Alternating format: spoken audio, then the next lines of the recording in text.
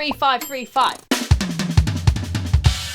An equally as cool linear fill, similar to the one I've done before, but this is different and more difficult, and I'm going to tell you why. So first of all, the numbers, basically sticking patterns that you group into smaller groups to make them make more sense in your noggin. You with me? No? Good. And in the previous video, it's linked down here, I mentioned that 3s are right, left, left, and 5s are right, left, left. We're changing that up. 3s are now right, left, kick, and 5s are right, left, kick.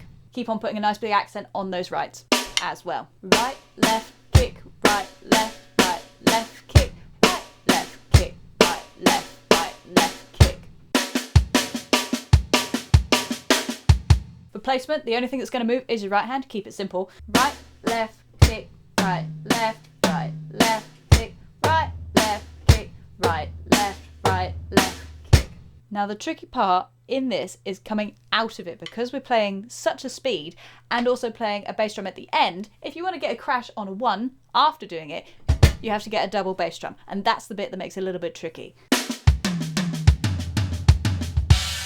Notice that? Give it a go, see how you do. Extra points if you can get a little accent on that left at the very end.